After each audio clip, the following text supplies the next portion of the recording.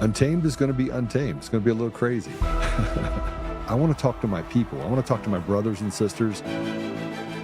We can have grace and humility in how we interact with other people. Oh, hot dog, look at you. And nobody talked about what's really happening. And let's have conversations about what truth is.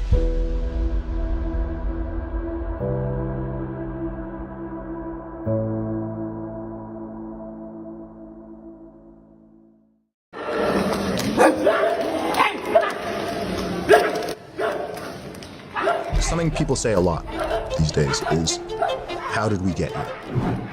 People say, oh my gosh, the world is going crazy. And I'm like, it's got here because of your silence. That's how it got here. So if you continue to remain silent, if you continue to play games, if you continue to do and say things you know do not make sense or are not right, where do you think it's going to be in 5 years? Where do you think it's going to be in 10 years? In fact, if you have children, think about the world you want them to inherit. And we've seen many times in history what happens when people go along with things that are wrong and unethical. And so we need to remember and have some humility that we are not so much wiser than everyone who came before us, that we're suddenly immune to all of these mental and cognitive flaws, or that we're immune to groupthink or going along with the herd, or that, cowardice even. I think there's a pandemic of cowardice right now. A pandemic of cowardice. I would agree with that. I would fully agree with that. I think you would probably fully agree with that. Silence is cowardice. You know, over the last 6 years, but before we go back over the last 6 years, everything that I did was driven by how could I be my brother's keeper? I mean, how could I do whatever was necessary to protect people around me? Now, many times that would land me in court. I would be in court and I would be, we'd have somebody that I played football with that got himself in trouble. And they'd call me and say, Joe, I need help. Or they say, Joe, I need a job. Or Joe, I did this thing. And I'm like, all right, how do I help you? I was never silent. I didn't know how to be silent. If you fast forward to what we dealt with for the last 6 years, and I want to talk specifically about that fateful night, November 6th, 2020, 3 days after the election. I'm still trying to contemplate what just happened on November 3. I didn't know. I mean, it was obvious to me that there were things that were wrong, and they were obvious that they were telling us that things were wrong, and it's obvious that they, back in October and September, were talking about how they could build this story of an insurrection. And they knew they'd get caught. They knew the system wasn't ready to smooth out and make it look like President Trump had lost. They knew that they were going to have to create this chaos. And they knew that they had stolen other elections all the way down from 2018, 16, all the way down, all the way up, 2022, 2024, and again now in 2026. They knew. And on November 6th, though, I had to make a decision. And you remember, silence is cowardice. I believe that silence is I think we all believe that silence is cowardice. And I have an immense amount of skill sets. Immense. Gifts that, I can't even explain, frankly.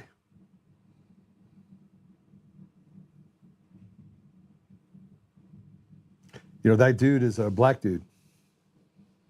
If you didn't notice, he's black.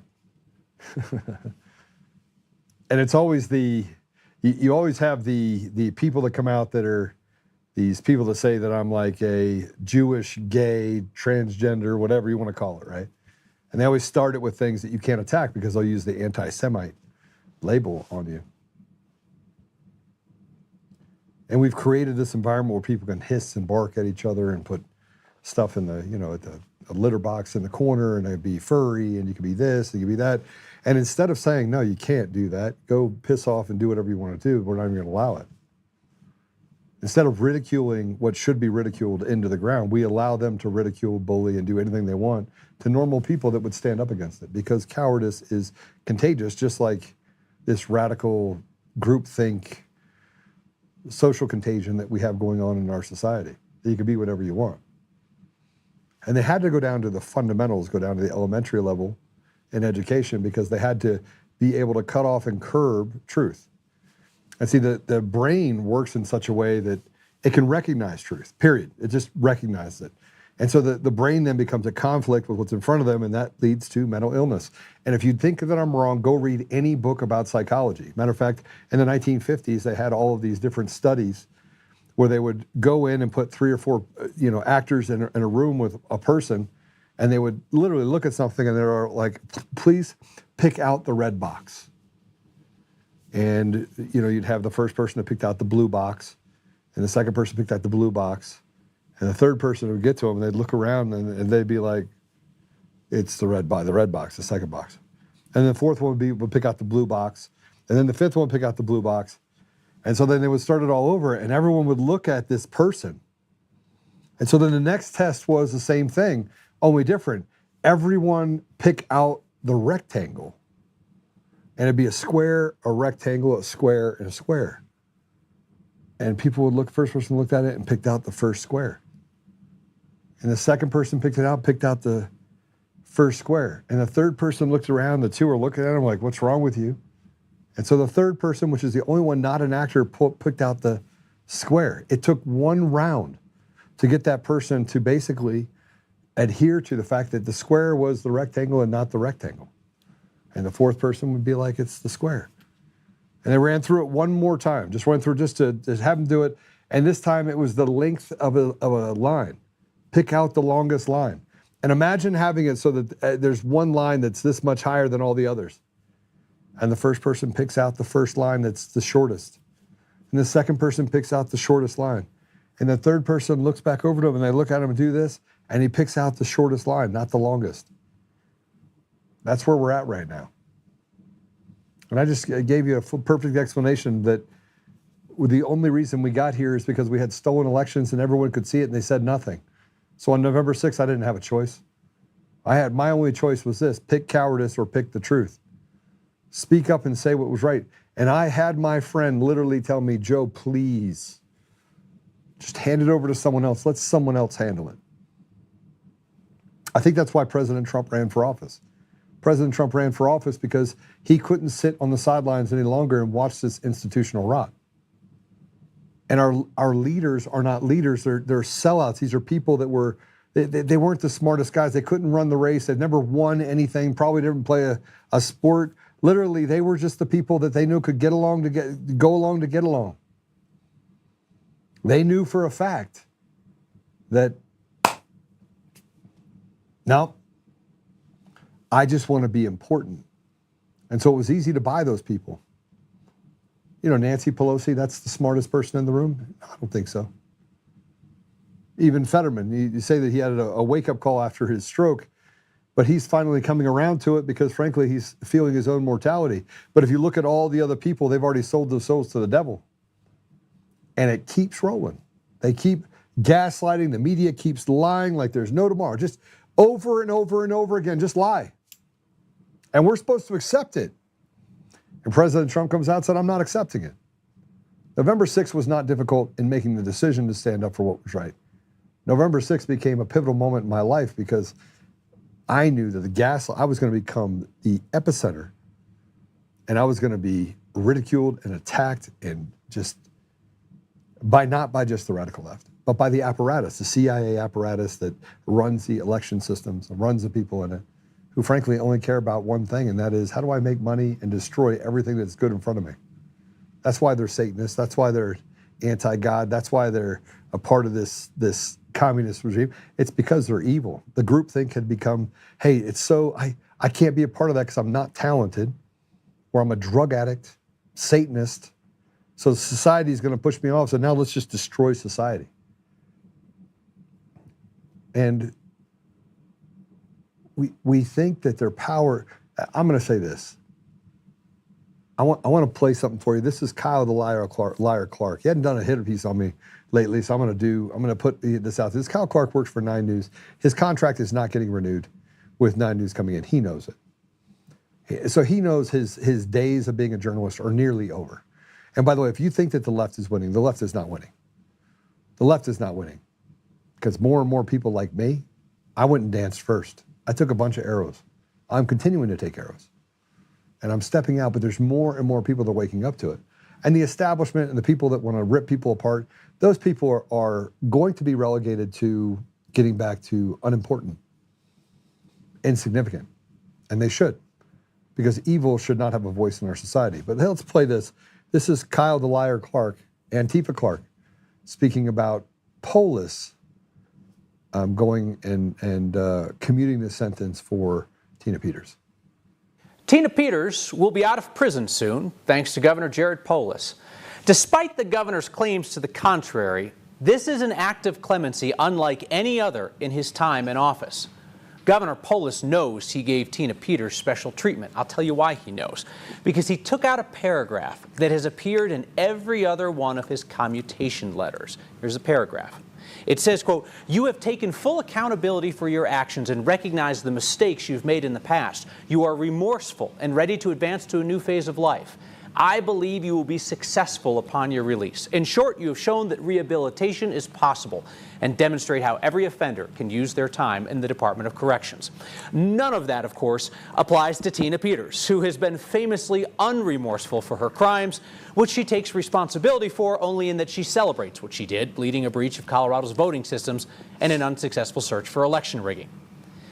Polis's letter freeing Tina Peters does not include the standard line, "I believe you will be successful upon your release."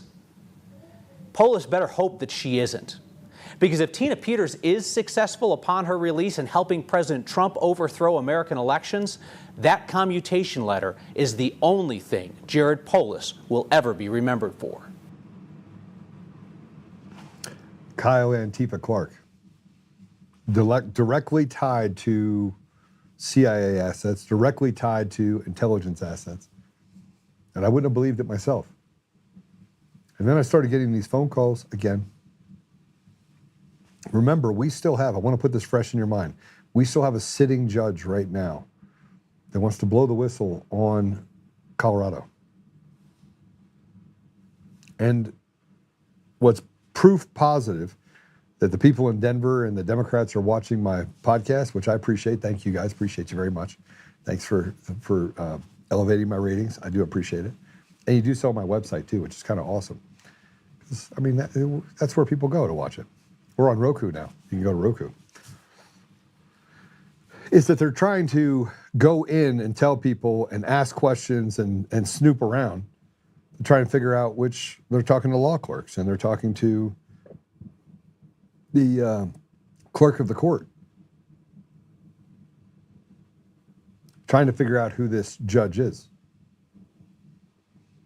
But he or she has kind of spilled the beans on a lot of different things. And then we have to talk about the previous magistrates, previous judges who sat on the bench that are reiterating the same thing. And this goes back, this is a long-standing problem we've had over the last 10 or 15 years. It's gotten progressively worse. The bench now is completely rotted in Colorado. Getting a fair anything is reliant on whether or not you sit on one side of the political aisle or the other. It literally is a cabal, and they literally are the enforcer of the cartel government that's been created in Colorado. And I think President Trump can see it. I think he knows it. I think he knows that everything about what they are is right in front of us. I think there is going to be something that happens in Colorado, and I think that Kyle Clark will be remembered as the piece of trash that stood in the way of us getting to the bottom of fraudulent elections. Elections, by the way, that led to massive numbers of laws, that increased taxes, took away the rights of Americans here in Colorado and around the country. And all because he wanted to say that Tina Peters somehow was wrong. But he lied. And just as clearly as they could sit here and talk to you, they could sit there and lie. Reminds me of J6 and the judges lying and the police officers lying. He's not the only one, though, that's actually gaslighting and lying. Here's Marshall Cohen from the Communist News Network, CNN.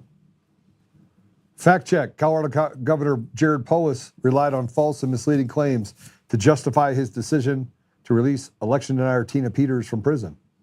Number one, Polis repeatedly said that the charges in the case have nothing to do with the 2020 election. That's highly misleading. He's right that Peters wasn't charged with trying to subvert the election while it was happening, but trial testimony established that her crimes in 2021 were motivated by Trump's 2020 fraud claims, and that she conspired with Lindell-linked election deniers in hopes of proving the 2020 results were invalid. Polis repeated that Peters was certified Biden won. This is false because Biden did not win her county. Trump won Mesa County 63-35, and that is what Peters certified. She has never publicly acknowledged that Biden won in 2020. Polis' office declared to me that Peters certified the votes for Biden in Mesa County. Polis claimed nothing was compromised in Mesa County elections. This is wrong.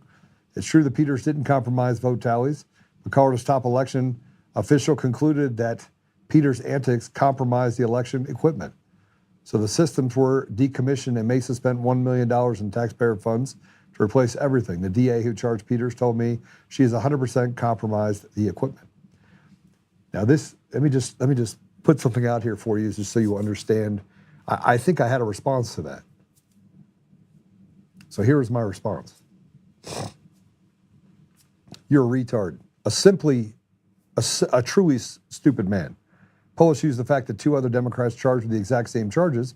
Both Democrat lawmakers were given probation and community service, a gross indication of the two-tier justice system. He stated that she was not charged with election crimes related to the 2020 election, and that would be correct. She only dug into the machines after a 2021 municipal election that was so irregular, she could not help but question the outcome. You liars cannot help yourself but to lie. You lie, you cheat, you gaslight, then repeat. No one believes you. Everyone knows the elections are fraudulent from end to end. The only reason we are in this place is because of fraudulent and evil, and retards like you are selected, not elected.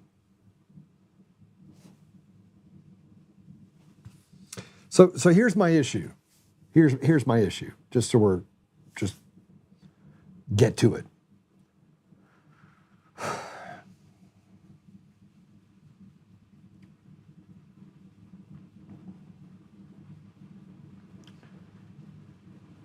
The GOP is actually the problem, because every person that I've talked to offline has said, Joe, the elections are fraudulent, but we have to do it slowly. Heritage Foundation first came out and said there's nothing wrong with the elections in a private meeting, literally at an event, was asked the question. And a friend of mine asked one of the people high up in the Heritage Foundation a simple question. Well, it makes what Joe Oltmann said true then, doesn't it?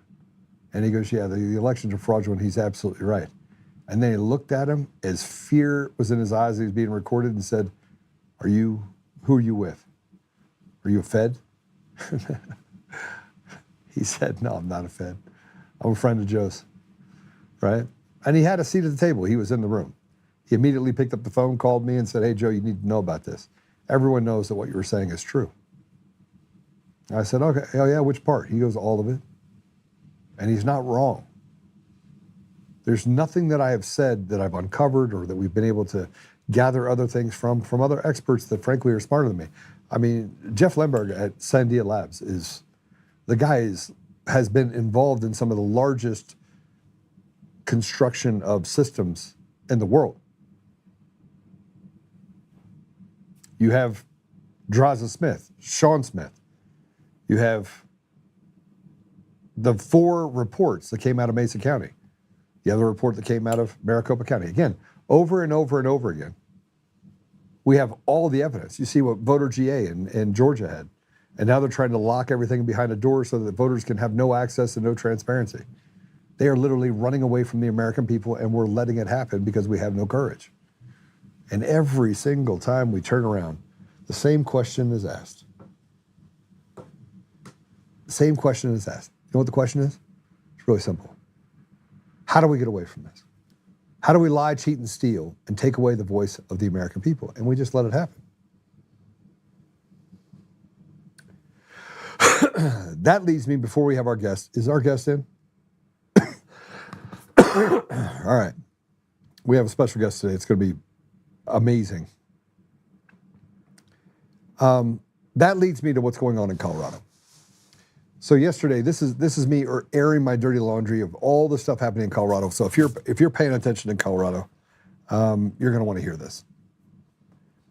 And since only about 10% of my listeners come from Colorado, not even 10, 4%, 3%, you're going to want to share this. Let's talk about what happened over the last couple of days. Now let's go back in time and look at some certain things. We have a Weld County GOP chair that got arrested on Friday for soliciting a minor. I mean, they should throw the book at him. Frankly, he should face the same thing. I don't look at things from a D or an R or an I. I don't look at it from their political affiliation. I think if you try to piddle a child, you should face the death penalty. Now, whether or not you solicit and you actually did it, if you did it, you should face the death penalty. You solicit, you happen to get a cop. I don't know if you can rehabilitate someone there. I don't know. All I know is that you have no part in the party. But let's talk about the GOP in Colorado. I'm now 60 days in. I have met some of the most amazing people over the last 60 days that are chairs and vice chairs and secretaries and treasurers. I've met some amazing people that have been a part of this party and what's called the CRC, which is the Central Republican Committee. It's about 500 people. It's around the state of Colorado. All 64 counties are represented. You have bonus members and then other people that are voting members that are allowed to vote for who the state chair is. And so I've had conversations with roughly a little over half of those people.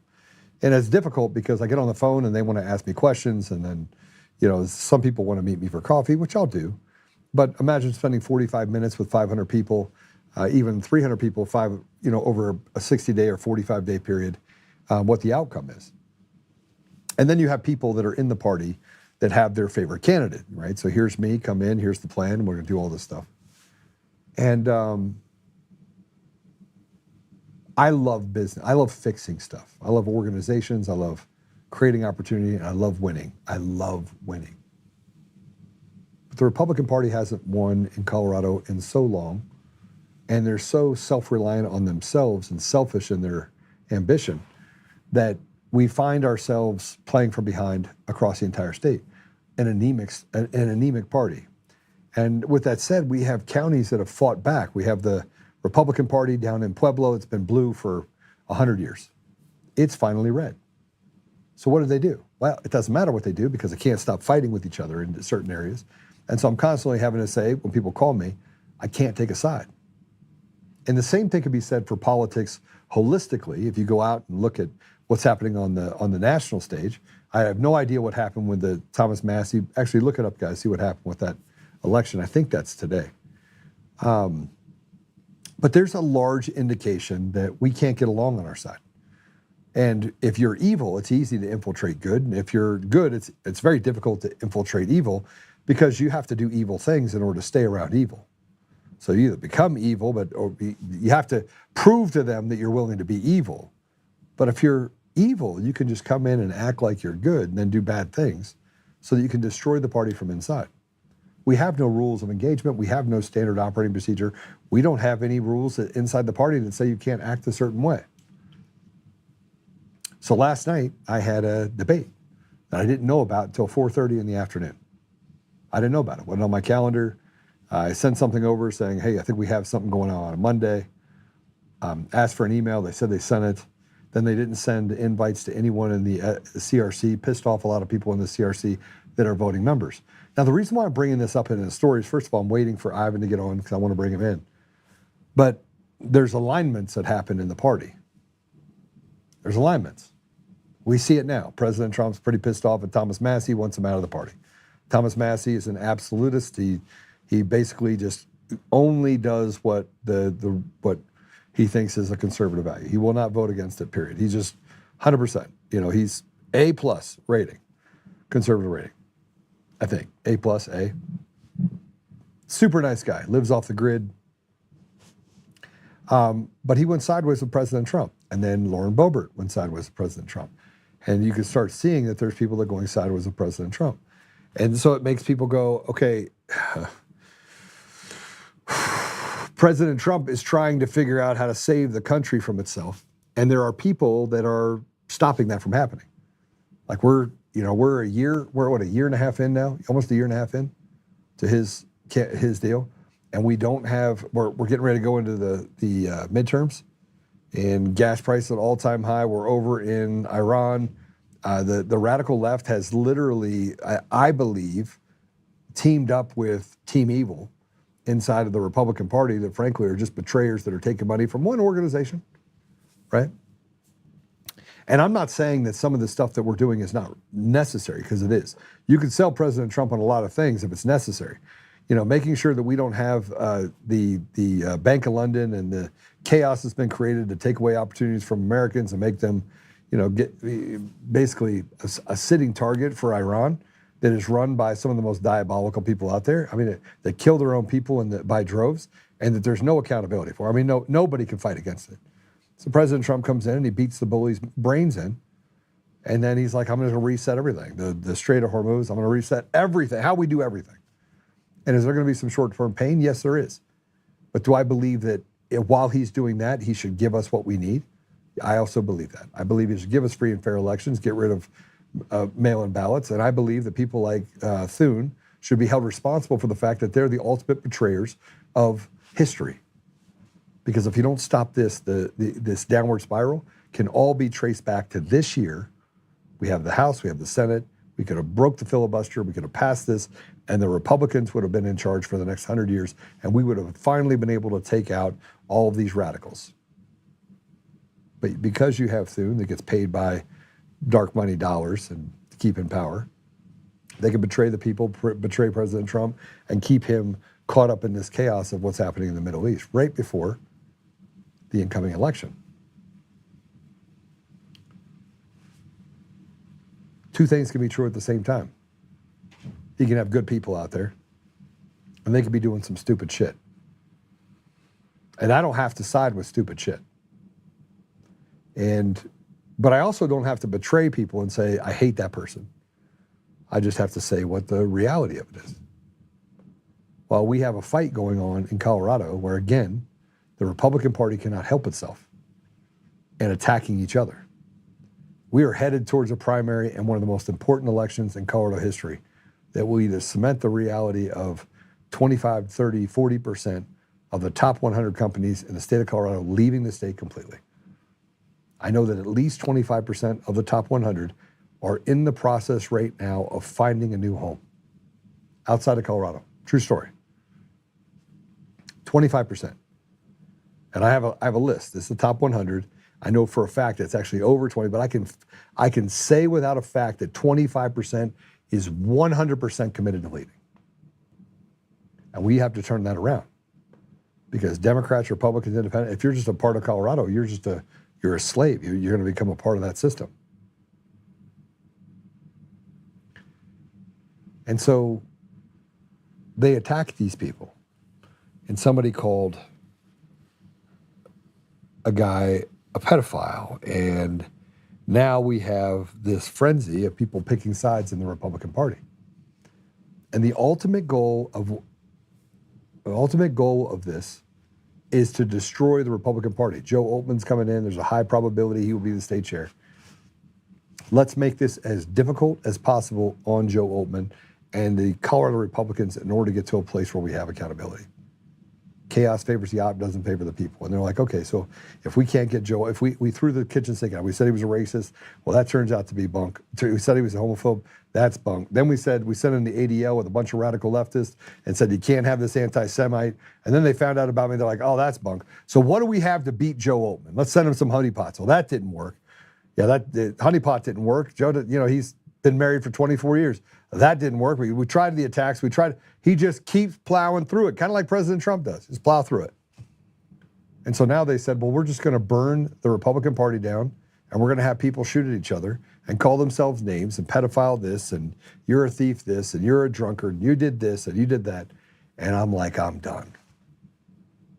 And then at the debate last night, you had a setup that happened where they let another candidate ask questions inside of a debate and attack me. And then when I went to answer it, Kim Munson, who's the moderator, wouldn't let me answer. She didn't like how I was answering it. So you're not allowed to answer it and go after the person that basically is going after you and saying, this is why you were saying it. No. She just wanted you're only allowed to answer it this way. So the rebuttal rules and all the rules of it, no. You're not allowed to do any of that. The Republican Party needs an enema. It needs an enema. I'm just going to be really clear. Colorado is no different than the other 49 states. You got a Republican Party that is filled, if the leaders betray the people, and as somebody said yesterday on the town hall that I did, that we don't trust you. They don't have any reason to trust us because we do nothing but sling mud and attack each other online. I'm more conservative. He's not conservative. He's not a part of us. He didn't do this. He didn't do that. And act like a bunch of children. That's why people like me don't want to be a part of politics. And the only reason I'm a part of it is because it's my story to tell over the last 6 years. And frankly, there's not enough people with enough talent that can get it across the finish line. And we've got to get stuff across the finish line. Not even just for Republicans, but just for average, decent people in the state of Colorado that deserve leadership that frankly will allow them to thrive and their kids to thrive. That's it. Ivan's going to come on right now. Is Ivan here? All right. Ivan is going to come on. He's a constitutional lawyer. He's a former SF guy. I think he's SF. Green Beret. He was a Green Beret. He's a great guy. He was a lieutenant colonel, and he was a commander. I mean, he wrestled, I think. He's kind of little, though. He's a little guy. Now I'm just making fun of him just because I know he'll give me shit too. He's a patriot. He's not afraid to call people out. He's not afraid to get in their face. He's not afraid for the fight. Famously, Ferrone, whatever the guy's name is, the guy that was the Capitol Hill police officer that lied, got caught in the lie. Now the video is proving he's a lie. Ferrone got in his face and made up all this stuff. And so we had him on to kind of talk through that and say, listen, did you ever threaten a man's family? And he would, just so we are clear about who Ivan is. When they have no facts, they just make them up. Oh, you attacked my family. That never happened. But he has been nonstop 6 years at the front, talking about showing up to every meeting. I don't know how he does it, frankly. I got a lot of stuff to do. So he goes to every meeting. He is the first one out there. He's the one that got in Hunter Biden's face and said, look, was it okay? he does have every funny soundbite that I've heard that comes out of it. Typically, it is like funny soundbite, AKA Ivan Raiklin. But he's been very consistent. If anybody's been consistent, it's been him.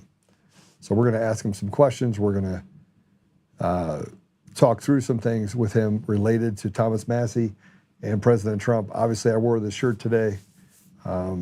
I don't have to like everything that President Trump does, but frankly, I'm in it to win it. And so I'm going to push hard on that. But let's see what he has to say. Ivan, welcome to the show. Hey, Joe, thanks for having me on, especially today, right? Look, we're wearing different shirts, but we can get along, right? Did you go change? Did you go change? No. This is what I've been wearing all day. So I'm going to head over to the victory party for Thomas Massie at another hotel just down the road. But I want to start off with, if you let me. Yeah, you have. Look, listen to me. I will never silence you, and I want to hear what you got to say. That's why I wanted you on. It's gonna be an uncomfortable topic. I just kind of want to give you a heads up. For who? You're gonna hate. You're gonna maybe there's gonna be some jousting. I want to preface it, right? But I'm doing it in good faith. Bro, listen to me. You don't have to. I'm never gonna get uncomfortable. You want to know why? People have tried to make me uncomfortable. I won't be uncomfortable. I already know you're gay. Don't do it on my show. Don't tell everyone you're gay on my show. Okay, just don't do that. Okay. I'm just kidding, Ivan. Go ahead. You know what I'm referring to? Huh? You know what I'm referring to, right? What? So right now, like everybody's talking about infighting, this and that, and there's a thing happening in Colorado for whatever it's worth. I think that the key mission in Colorado, you would agree with me, is the Tina Peters issue, right? 100%. I think everything else in Colorado should be secondary. And if there's any infighting going on, I mean, you're a man, you're a leader. Consider addressing some of those conflicts that are so secondary. Everything's secondary to Tina Peters. Everything. But what are you referring to? It's not going to get uncomfortable for me. You're a fighter, right? I am. You're a fighter, and you fight, and sometimes it appears it's bullets unnecessarily. That I take bullets unnecessarily? So I guess there's a defamation lawsuit out there. Are you talking about for Sharona Bishop? If you could address that. Yeah. That see you next Tuesday? Yeah. No, you mean the part about is her? That really necessary to litigate it? What? I'll litigate it. Why? Why wouldn't I? Yeah, but is it necessary? I know you can, and I know you probably will, but just consider it. Consider what? Addressing it in a better way. That she can piss all the way off. I mean, if you want to know my look, if you want to have a conversation about it, I'll have a conversation about it. We can talk about it. But I will not let a hairdresser. That the reason why Tina Peters is in jail is because of the hairdresser, right? Bad decisions that were made to turn off cameras and to do things to use a badge that they never had to do. They didn't have to do any of that. She had full authority. Nobody needed to be authorized to look at that machine. They didn't have to be authorized. They could have just walked in. You could have had Conan Hayes walk in that door, sit down, make a copy of it. She went to her IT department inside of Mesa County and said, "I need you to make a copy of this for me." And they declined. At that point, she's doing an investigation. She could have brought in Mickey Mouse if she wanted, all the way from Disneyland. And with the $20,000 that Mike Lindell paid in order for that to get done, tell me why who wouldn't go? How does that help with Tina's situation? What do you mean? So we agree that Tina Peters is number one priority for Colorado. How does that litigation help Tina? How does what litigation help you? The Sharona Bishop deal? Yeah. What, Ivan, let me explain something to you. And this is not uncomfortable for me. I have taken more arrows over the last 6 years than any other single person, hands down, other than President Trump. I'm the only one. I'm the only one that had people come to my house to try to kill me. I'm the only one that had my wife attacked, my children attacked. I'm the only one that I know of in modern history in the last 6 years that had to hire personal security detail to live in my home. I'm the only one I know that got that poisoned and then had Clay Clark say, "Oh, you have to tell everyone you weren't poisoned." Only now to have to go into surgery and have the anthrax that I got because of him removed from my body by using special Da Vinci machines in order to pull down scarring from my kidneys and my liver. I'm the only one. Show me another person that has to go through it other than Patrick Byrne, who now is sitting in a hospital right now trying to recover for the 120th surgery that he's had in his lifetime. So look, I'm not about this whole life where nobody paid me to do anything. Sharona's been paid very well by Mike Lindell to use Tina Peters' name to go raise money that never ended up going to her lawyers. That's a fact. That's not fiction. That's a fact. And you know how I know that? Because I'm the one that actually built the system that allows for Mike Lindell to actually collect people off of his site for his fund to raise money. And I got to see every paragraph that came across from every email and what it was associated with and how much money it actually generated. That's fact. And although I spent 3 years with Mike Lindell, never got paid $1, took his company public, and then let him borrow money of which he actually never repaid me, that's truth, right? And there's not a single thing that you or anyone else could say I've done that has worked against the interest of the American people. And I have never done anything in the last 6 years that would remotely put me in the same category as someone that has been selfish or selfish in my intentions or anything that I've done for other. Over 900 flights over 6 years. That's reality. Tell me what she did other than get paid by a bunch of people, cooperate with the feds, move down to Texas, interfere with Colorado elections, stand against Tina Peters, and do everything she could in order to benefit from it. Please tell me. And I pay Tina, by the way, every month. I have for 4 years. She's gotten a salary from me, so she wouldn't lose her home, lose anything around her. So what have I done that at any point has benefited me, other than sacrifice and spend millions of dollars helping other people in this race, in this fight, including Tina Peters? What you just said, has that ever been put out publicly? No, because I don't put it out publicly. This is the first time I'm hearing any of this. That I pay her a salary? No, just that and the other things that you just mentioned.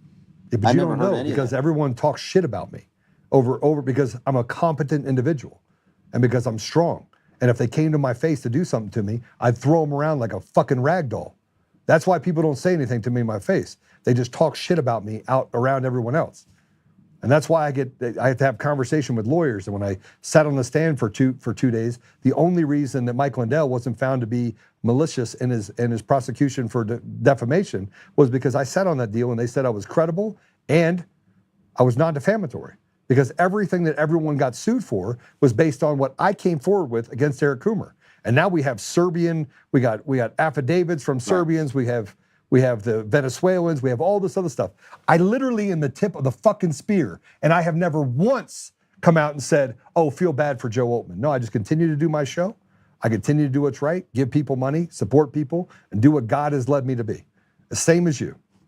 Same as you. And when people call me and say you can't talk to this person or talk to this person, I stay steady and I go straight down the line. I'm like, okay, I'll do this for you. And then you got people that call, you got some zero in Colorado that calls Laura Logan out of the things that Joe's a bad guy. I was like, Laura, tell me why and she came right to me. This is what was said about you by this clown here. You have government actors all over the country that have done everything to slander me over 6 years. I'm still standing. And never once, Ivan, can you point to anything? I wouldn't even let you buy dinner when we went to dinner. I bought dinner, right? Why? Because I'm a guy that serves and I believe in that I am my brother's keeper and I have stayed that path. I don't have to care what people say about me. What I have to care about is what I do to protect the people around me and to make sure that I serve honorably. The same way you served in the military as a Green Beret commander. Same thing. I leave nobody behind. All right. No, I just wanted to address that because some people were telling me don't go on Joe's show and this and that. I said, well, I don't play that way. I like to actually have a conversation because if I don't go on somebody's show, I can't hear the other side of the story or all sides of the story. So I think you just put something out that I never heard of. And I think probably many people have never heard of. And then have to factor that into their decision-making process and assessing what they think about you. And I will say it over and over and over again. Those people that slander me, they slander me because they know that one, I'm effective. Two, I always tell the truth. Not part of the time, not half the time, not a quarter of the time, not 10% of the time, 100% of the time. And you know what? I hurt their feelings. But the reality of it is that I've been in this fight longer and done more than almost anybody else there. Yeah. And so you get phone calls to say, don't go on Joe's show. Oh, that sounds familiar. That sounds really familiar. And I got to put up with this from a slew of people. And more interested in finding out details that I shouldn't even expend energy and time on. All right. So I think we addressed this. You addressed it. And I tried. I mean, we tried. I got more information, so we're good. Now, now, how do you see it after you got more information? Why I'm on? I think you want to be honest because I'm here in Kentucky. Yeah. Much more credible and much more. I just want everyone to focus more on, and this is just my thought process. If we have the same end state, it doesn't matter how we get there. Everybody can take their own initiative, but to do like stray, going after each other, fratricide, it may not be the right thing. A lot of people are coming after me right now because of, oh, you're supporting Massie, oh, you're supporting Gallery, oh, or somebody else's. I'm going to just call it the way I see it, based on the information that I have. And if you agree with it, then you're going to agree with them. If you don't agree with me, then bring credible, logical receipts to maybe convince me. Hey, let me ask you a question. When you do name calling, let me ask you a question. Let me ask you a question. Have I ever called you and say, don't associate with this person, don't do this, don't go on the show, don't do this, don't do that? No. Ever. I don't do that. I don't do that either. So what does that tell you about the people that came to you that said, don't go on Joe's show, he's this, he's that, he's this? You've known me for 6 years. Tell me what I've done. Scrutinize things a little bit further. Yeah. So tell me what I've done over the last 6 years that would put me in the light that I have done anything to betray my country, the people around me, the people that are actually in this fight. Tell me not to do that. The people that tell me not to go on your show, I always tell them that you've never wronged me. You've never done anything negative or untoward towards me. Who have I wronged? I've never done business with you, but I've always been on your show. But who have I wronged? Tell me who I've wronged. I haven't seen anything other than one-sided stories that I don't want to get into those details, but I just wanted to say that there's this out there. Yeah. With that said, Joe, now that I got you fired up, okay? I'm not fired up. I'm actually good. But let's talk about this. Let's talk about the vision of Thomas Massie. And look, Kentucky, man, it's big. Yeah. Kentucky is the way I see it, it's a national referendum on whether or not the grassroots Americans and American citizens have a say in who becomes their elected official, and whether or not the Republican Party is going to continue to go down the path of being controlled by foreign interests that control America's foreign policy. That's the way I see it. I personally don't want Qatari influence in my Republicans or Democrats members of Congress. I don't want Russian interference and influence. I don't want Ukrainian interference. I don't want Iranian interference. And lastly, I don't want another foreign country interfering through its citizens, such as Israel, Miriam Adelson, and dictating foreign policy and funding and buying our congressional seats. That to me is a thing. Okay. Secondly, I think maybe more importantly for those that want to stay loyal and completely blindedly loyal to President Trump, the other guy that's running, the opponent, the warm body from Central Casting, quote unquote. I've seen some of his interviews. I tried to engage with him yesterday. Actually, I was at the Pete Hegseth event that was with Massie's opponent. About 60 people showed up, maybe. And I spoke with some of the individuals in the crowd. In fact, I think either his campaign advisor or campaign manager. I know him from years ago, from the Trump 2020 campaign. That's a side note. When I try to engage with, I call him at this point special ed, and it's because he's not able to articulate a phrase, let alone a sentence, without losing his cool. Okay?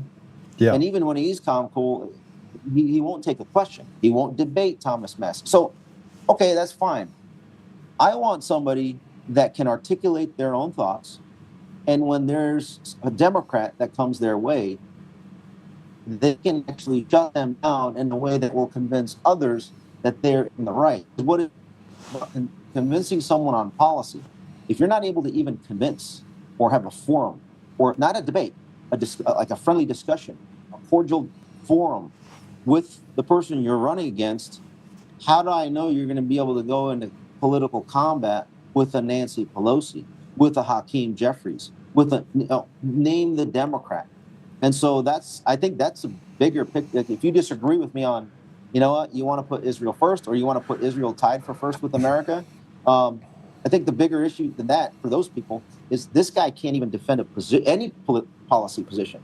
So then how is he going to represent not only Kentuckians, but the rest of Americans in fighting against the Democrats with such a small majority? I think that was a key point yesterday. I mean, I'm a Kentucky colonel. I was bestowed the title of a Kentucky colonel from the last Republican governor in Kentucky in 2017, Matt Bevin. At his residence, I posted the video where that actually occurs at the governor's mansion. And I feel as though, as a veteran of 25 years, also a special operator, Green Beret, people should expect that a Navy SEAL, purportedly working for SEAL Team 6, should have the moral, intestinal courage, fortitude, and ability to articulate his thoughts against someone.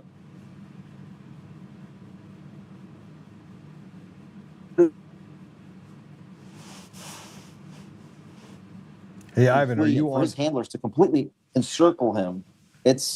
We just lost a certain segment. You said that's a Navy. What's that? That's a Navy SEAL, and then you went. You shot over a little. Yeah. So this guy is a Navy SEAL, 25 years, and he can't professionally, calmly, coolly shake my hand, look me in the eyes, and let me ask a question, and for him to explain his policy positions to defend them. Okay, he is in no position to defend them because he doesn't do it. So we talked about iron sharpening iron. He won't even sharpen a dull brain, like his dull brain. So I just want to use as against that. Did I shy away from any question you could have asked me? No, when it comes to you, you're always public, transparent, in the limelight, constantly in the conversation. That's like same thing with Thomas Massie, right? Yeah. One of the biggest reasons why AIPAC and RJC and Miriam Adelson and Paul Singer and John, forgot his last name, Paulson, Paulson. the $3 billion donors donating to Massie's opponent, have to spend so much money is because this guy can't articulate a thought.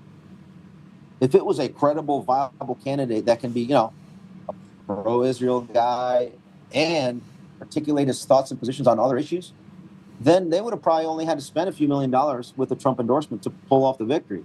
But because it's so evident that all the marbles are being thrown in this race, the litany of truth posts, like dozens and dozens, the videos by President Trump, the sending Secretary of War Pete Hegseth to violate the Hatch Act, along with every person that flew with Secretary Hegseth, violating the Hatch Act, basically violating rules, laws, procedures, norms to coerce Kentuckians into voting for somebody that barely can say a sentence. Everyone sees it for what it is. And more and more people are repulsed by it.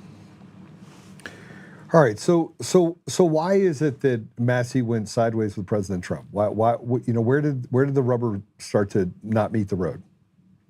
So I view it as the president went sideways with his campaign promises. That's how I see it. And I can go down the list. Let's go down that list.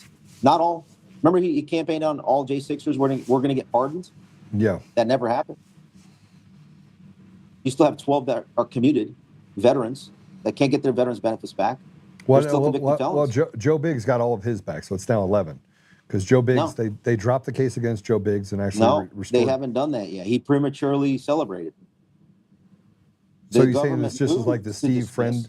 So this is just like the Steve Friend deal and the FBI whistleblowers, where they set a deal, signed just like the General Flynn situation, where the government moved to dismiss the case, and the judges have not ruled on that dismissal. So it hasn't been dismissed. They still haven't been dismissed. We're still in this posture, and I think the judges are probably waiting on this November election for the Democrats to win, and they're just going to sit on it, and they're going to rule against dismissing the case, and it's going to have to be litigated, and they're going to continue to protect the deep state. That's kind of my opinion on what's going to take place. How can the prosecutor? So that's a campaign purpose. How can the prosecutor? Let's work this problem real quick.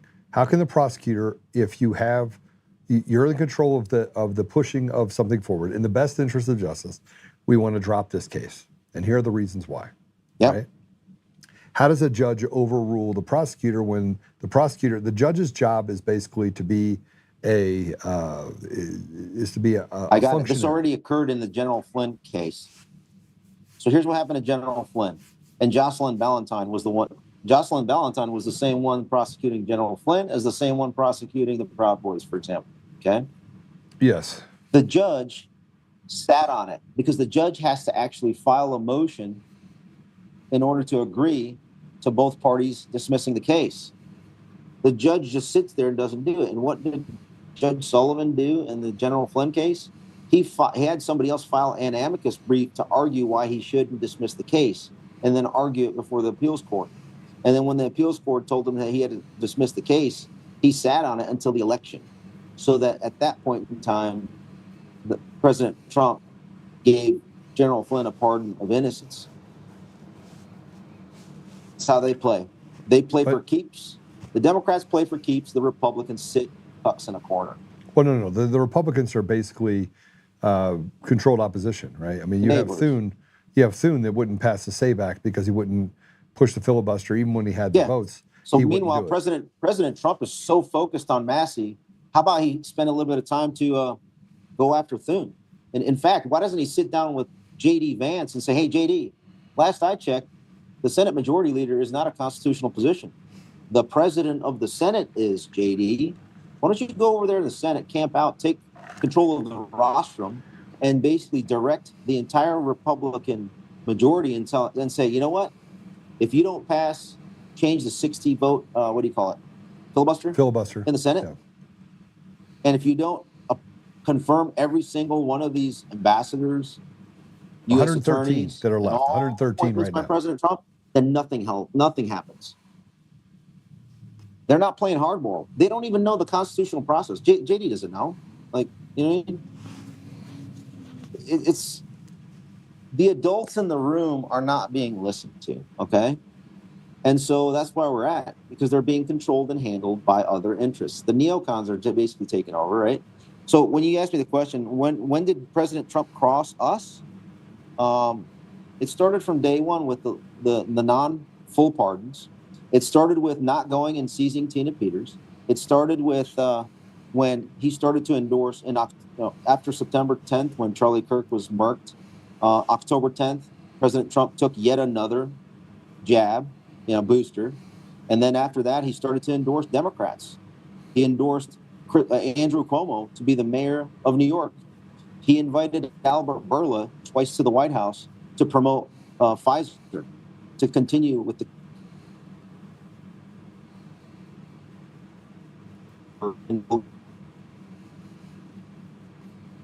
We lost you there for a minute. election high 2020, patting them on the back for the censorship regime. Those are just a few examples.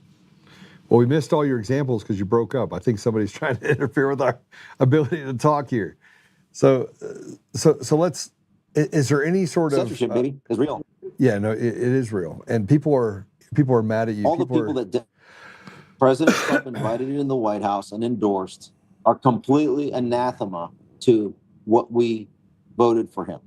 I didn't vote for him to make sure that Valor Partners makes payroll. I didn't vote for him to endorse Democrat COVID criminal Andrew Cuomo to be the mayor of New York in order to usher in communist Muslim Mamdani, right? I didn't vote for that. Do you think that I didn't vote for him to bring in Pfizer's CEO Albert Bourla? Well, let me ask you this question. I think this is probably a bigger question related to that. You think there is any reconciliation between Massie and President Trump? Massie is the bigger man, much more classy than you or I. No offense. He's said on multiple occasions. I think, based on what happened today, I think the Trump world is already conceding this, because Fox News allowed Massie to be on the show today, and with the Trump endorsement of Ken Paxton, I think they see the writing on the wall that Massie's going to win. It's just a matter of if it's going to be close or a blowout at this point, and they're trying to move on. And I think if President Trump gives Massie a call, I'd expect him just to, in a man-to-man professional demeanor and tone. He's already said this earlier today, that I can work for President Trump. And he said that he supported Trump on 90% of the votes. All right, so let me just talk about. It's a different situation than what we saw with Cassidy in Louisiana. It's a different situation from all these other races. He's an incumbent for years that's gotten a lot of votes. So I think, all right.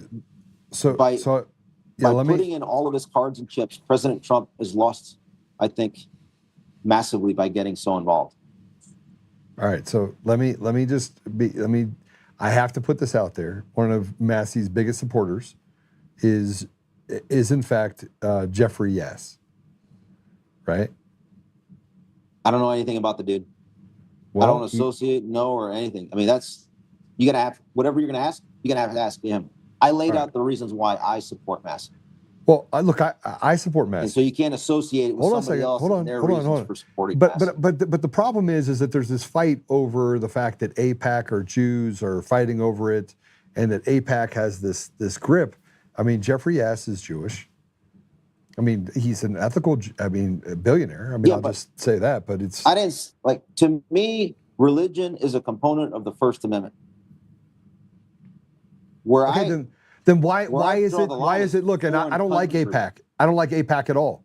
Then why is it so bad that AIPAC is actually putting money into American elections, right? If religion is if it's truly that way, and I'm asking this as a rhetorical question a little bit. Yeah. So I'm pushing back really on rhetorical. It's a good question, because many people cannot distinguish that Israel is a country, okay? Qatar is a country.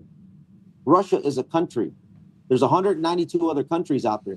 I don't want any of those countries meddling and interfering in what the American Constitution lays out as where the political power should be, and thus the foreign policy making decision process. Right now, there's an overwhelming and extreme influence by foreign citizens into our electoral system. So I want everybody that takes in foreign money to register as a foreign agent or sub-agent. So, I mean, we went from a belligerent, illegitimate America 6 Biden criminal syndicate after, because they were basically, first and foremost, they were also part of the Israel first, Ukraine first, some of them CCP first. So that's 3. They're family mutilation first, self-mutilation first, and then America. So that's 6th, America 6th. The Democrats are America 6th. The Republicans we're seeing are America, depending on what Republican it is, it's from America first to America tied for first or America second. And you're seeing a civil war going on right now with national referendum going on here today in Kentucky on whether or not this Republican Party is going to remain America second, or there's now going to be a continued upgrade for Americans first. Okay? Notice I didn't say Christian. I didn't say Muslim. I didn't say Jew. I said countries. Make sense? Yeah. Yeah. Yeah. So, I mean, this is where we get to people picking sides, right? And even on the Republican side, it's like 6 different sides. It's like a big, hexagon, 8 different sides, right? So, and it's 8 different sides. You got a Ukraine first Republican, like Bacon in Nebraska. That guy's like Ukraine first, China second, Israel third, and then America fourth. So that's like 1 Republican. But most of them are not as bad as he is. All right, so most are not as bad. Look, we don't have free and fair elections. We don't even have a media that is free and fair. You got called and told, don't come on Joe Oltmann's show, right? I mean, I like Thomas Massie. And I wake up one day, I lift my head up, and President Trump's like, screw Thomas Massie. And I'm thinking to myself, shit. Yeah, because the reason why he did that, Joe, I don't know how close you're watching this, Miriam Adelson dropped $250,000 into Trump. So after she was able to, through Susie Wiles, remove Elon Musk, and then after Charlie Kirk was murdered, then you have a power vacuum in the White House. And that's when the 180 flip happened, right after Charlie Kirk's murder, because you now no longer have anyone representing the interests of the grassroots, the Twitter community, the Twitter discussion, and the America First crowd. And instead you have Miriam Adelson. If you look up Miriam Adelson's public statements and everything that you can find of her publicly, the only cause she is concerned about and has given public speeches about are what? Israeli causes. Yeah. I mean, look, that's the ADL, foreign policy. The ADL, the Anti-Defamation League. Last thing real quick. According to Donald Trump, Marco Rubio, and Speaker Mike Johnson, this Iranian war was started because of Israel. This is their words, not mine. Okay, so let's say that's true. Let's say it's true. It's a proxy war. We had another proxy war. No, I'm just quoting them.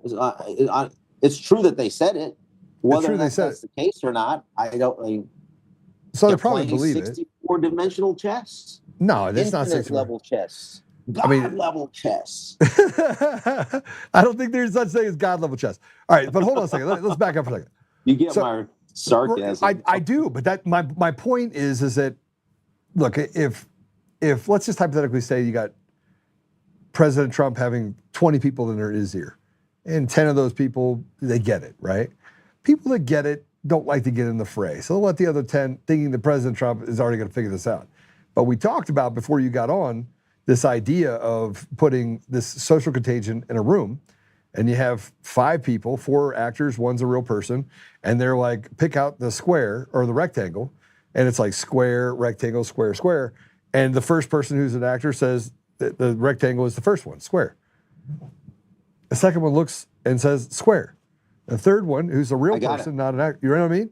So we're there, right? We're at that place right now. Yeah, I got it. We're at that place right now where we're trying to make sense of everything in front of us. Yeah, because now there's even more AI. There's more BS information. And matter of fact, at the polling place, one of the people was like, "Hey, I voted for the other guy. I voted against Massie because I saw an ad how Thomas Massie was in a through poll with AOC and Ilhan. Meanwhile, it's like a total BS AI ad. They bought it." Did you say throuble? Did you say throuble? Did you say throuble? Did you actually say that out loud? Oh my gosh, what is it? I haven't seen this. What am I missing? Is this Thomas Massie doing bare ass? Did they do that? Was it that, or No, was it this like is some shady It's video? It's total AI video footage. And but some people just don't know like how effective AI is, and so they think it's a real ad that with like real video coverage. Because people Should are be stupid. illegal. Yeah, you should have to take an IQ test. You have to be over 95 to vote. Can we do that? Make that like the That would wipe out a lot of voters. Hey, well, we wouldn't have these problems. We wouldn't have people thinking they're kitty cats and furries and, you know, cutting off wieners and grooming kids. I went on Jake Tapper yesterday. I actually mobbed them right at the end of Thomas. By the way, Pete Hegseth drew like 60 people. Massey's getting at a minimum, like in these small towns, 150 people, like on his own, 200, 300.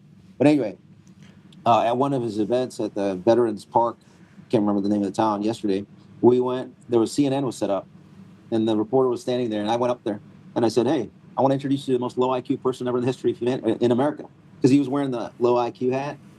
And I guess it was during Tapper's show, so I got to see if I can crop that out. The producer was like, hey, we're live. And I said, great. I obviously know that, and so are we. So we're going to do this a double live thing. Like, why should I yield to you? Like, we're peers here. I'm an independent broadcaster. Probably get more views on me watching paint dry than you're getting, but whatever. So, well, it's funny anyhow, you say that. speaking of low IQ, I get millions of people that watch my podcast. I have millions of people that watch my podcast. No, not you. I'm talking about CNN. I'm referring to the CNN guy.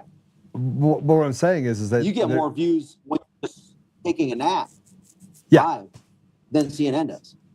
But what's funny is that people are starting to step away from all the socials, just go to my website. So you got millions of people that go to my website to watch the show, and then they're gravitating towards the ones that are less likely to censor them. So like Spotify is going through the roof, Apple Podcasts going through the roof, Roku. We just actually went on. This is a referendum on two things. One is the Republican Party going to remain America second, or are we going to upgrade to Americans first?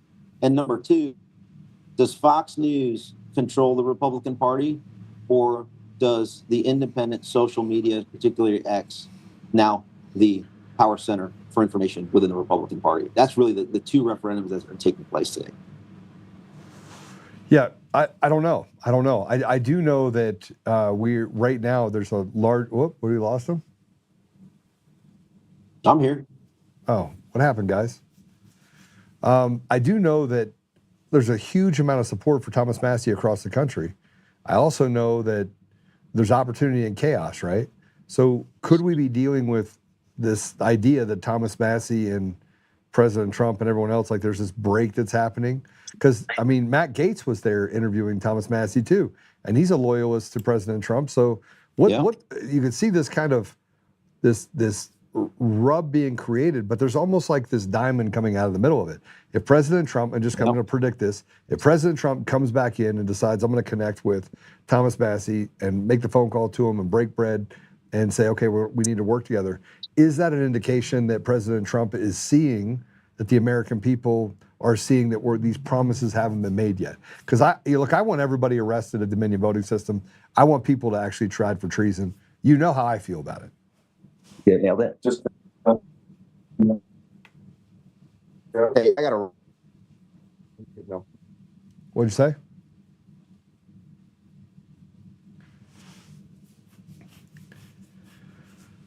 Okay, well, there's some questions that I wanted to ask him that are fundamental to this, and that is the government surveillance and freedom of speech, the influence of Israel and foreign lobbying in Washington, and whether or not is this perceived or is it real? Let me know when he's back on, by the way. Just ping me when he gets back on. We lost his video. And what's really weird is that every time Ivan comes on, the same thing happens. The video goes crazy. And then on the foreign aid and American first sovereignty, there's a lot of things that Massie talks about. And he believes that we should be America first. Now, is he an absolutist? Yes. I mean, nobody could look at it and think that Thomas Massie is not an absolutist. He's like, listen, here's the litmus test. Is it good for the people? And is it good for the country? Okay, if it's not good for those two people, synonymously, I'm not going to vote for it. The other side is, you got Thune saying, I don't believe that there's election fraud that rises to the level that it's actually all that important, but he's also sitting in office. And so if if you change the system and you hand back the reins to the people of this massive election fraud that's been, leaned through through these different mechanisms, does he get elected? Does he get elected? Do any of these people get elected? And I have to ask you the question. The only thing that people in Washington, including most on the right, by the way, see, the people on the left are just crazy. The Democrat Socialists of America has laundered enough money that it's become very successful for them. And by the way, Stuart, that's on there listening right now, I did ask the question because I think that it's a fundamental question over on YouTube. It's one of the questions that I was wondering about as well. Is this kind of a shell game for us saying that we should oppose AIPAC? Well, if you are for religious freedom and you are for the fact that people should represent each other, I think Christians do a horrible job of this. I don't think we have a good lobbyist group for Christians, right? We got a bunch of Christians that run around and tell you to turn the other cheek and stay inside of the church, and they swallow up all the assets and then give out crumbs to poor people. And we're really good at helping people and we're really good at seeing what's out there, but we don't, or for the most part, over 60% of Christians don't vote. I mean, just so we're clear, it's a big percentage. And so you have Muslims, and look, don't get mad at me and say, oh my gosh, you're being pro AIPAC. No, I'm saying is that if you what's good for the goose is good for the gander. If you don't want AIPAC involved and they're representing a group of people, but you as Christians are terrible at it. Like the Second Amendment, let's talk about the Second Amendment. AIPAC is like all Jew.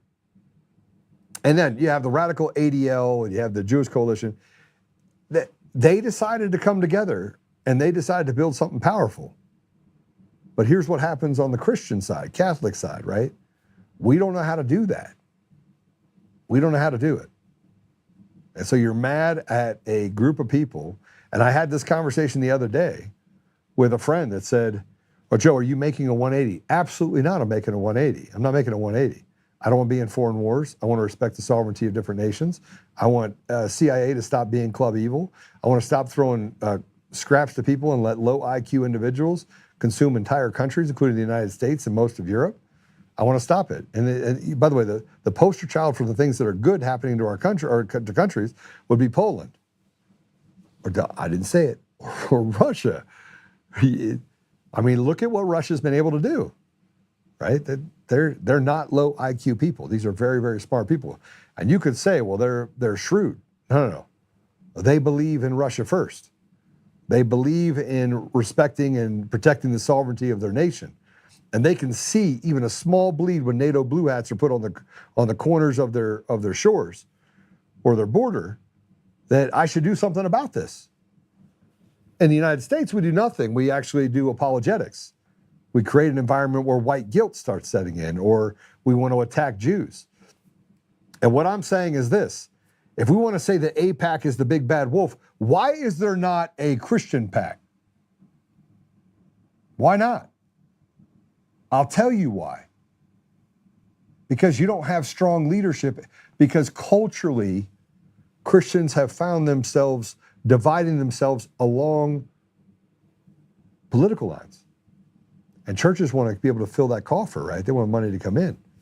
So if you build something, this is one of the things that makes me the most dangerous person in the Republican Party running for state chair. I'll fix all of it. I'm going to have lobbyists at the state capitol by the droves. Young people are going to they're thirsty, man. They want to protect opportunity, put in trade schools, eliminate deserts. I mean, I've got all sorts of things that I want to get done. And these guys on both sides, you have ADL coming out saying, we can't let Oltmann fix the Republican Party. You can't let the radical left, oh my gosh, the radical left is like this guy. Well, what happened?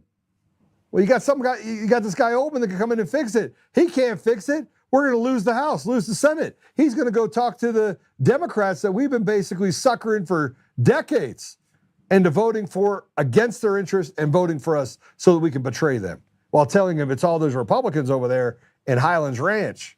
Those are your problem. Oh my gosh, it happens everywhere.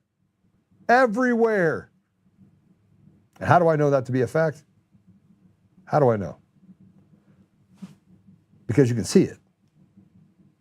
So if Christians want to do something different, than what AIPAC is doing. They got to find a way to get billionaires to that are Christian, say they're Christian, and multimillionaires, and even people that I call static donors, the ability that have the haves that have the ability to donate $100, $200, $500, that are willing to build some cohesion around an idea that if we can actually build consolidation among Christians, man, we could accomplish quite a few things. But as you're seeing all over the place, I mean, he just brought it up. People told Ivan Raiklin not to come on the show. They told him that. You can't go on the show with Joe Oltmann.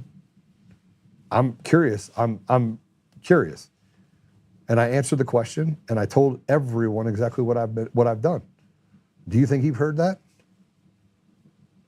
No. No. Now, do you think I feel like I've been used for the last 6 years? I do.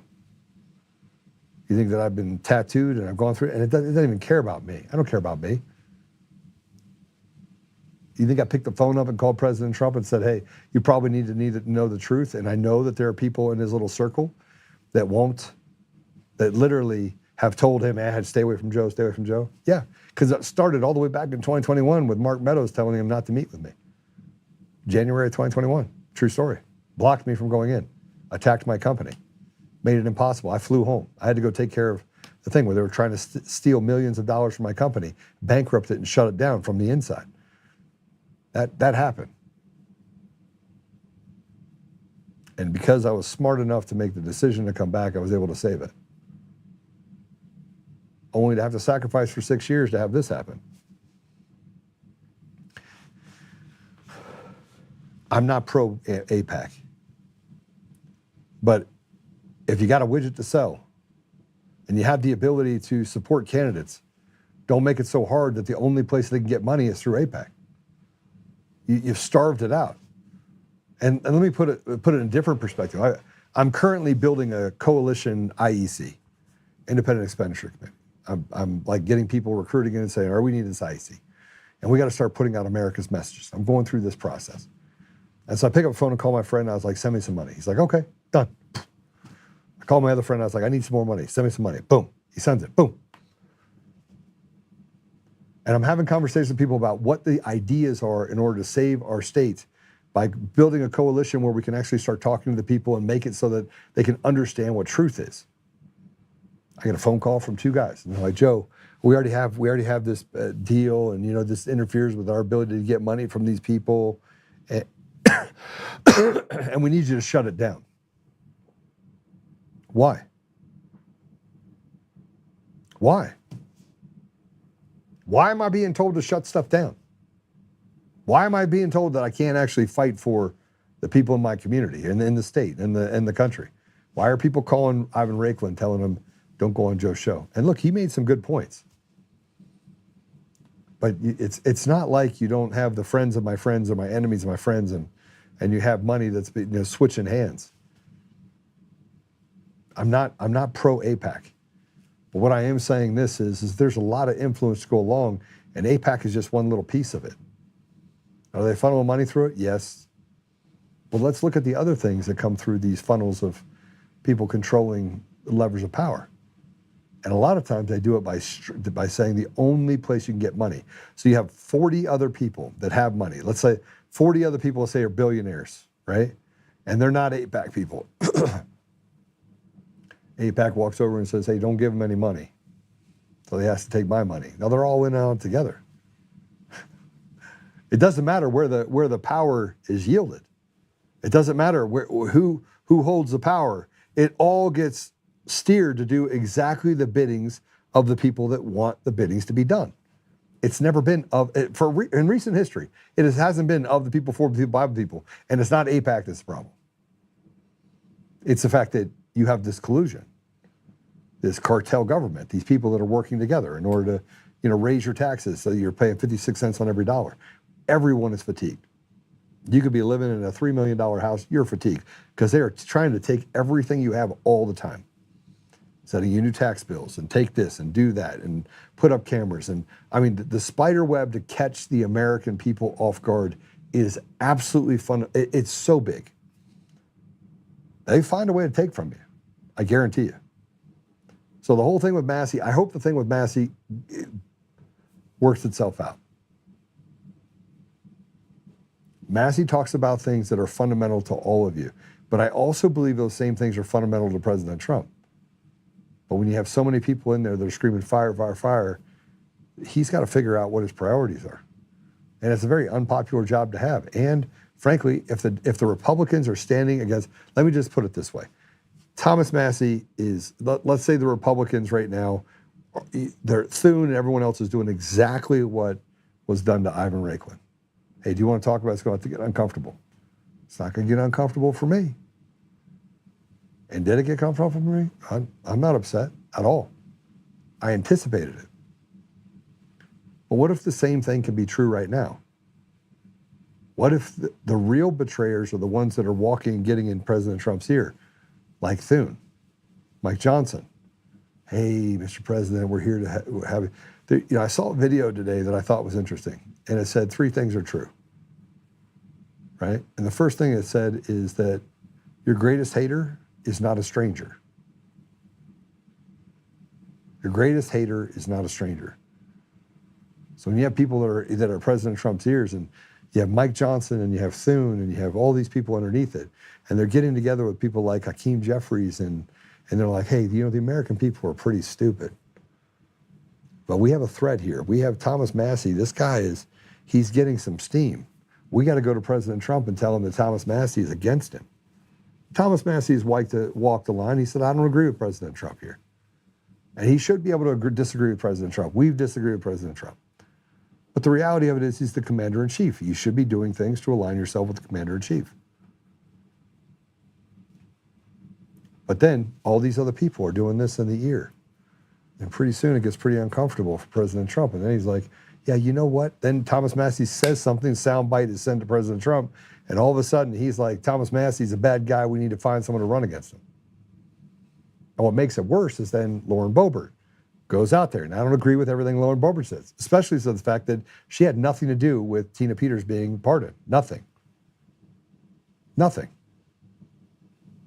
But she stands up there and she gets on these shows and acts as if she was the savior. That she's the one that caused Tina Peters to get out of jail. It's not true. But what's true and what's not true? And the whole time, by the way, that all of this stuff is happening, you have this group that pops out of nowhere and says, I'm going to go raise money for Tina Peters. And I'm like, okay, I'll participate. Because history is written by the victors. And in this case, who's the victor? It certainly isn't Tina Peters. So let me make a prediction of what's going to happen. Tina Peters is going to get out of jail, and she's literally going to go off grid. That's part of the deal. Go off grid. And it's going to be a fight to get her back in the fight, because being in jail for 2 years takes its toll on you. And in the middle of all that, she has to feel a certain sense of abandonment, because nobody came for her. It took a Democrat pardoning her to get her out. Imagine that. It took a Democrat not pardoning her, commuting her sentence. It took Jared Polis commuting her sentence to get her out. I want to point out that nothing has been done about the mail-in ballots. Nothing has been done about the machines.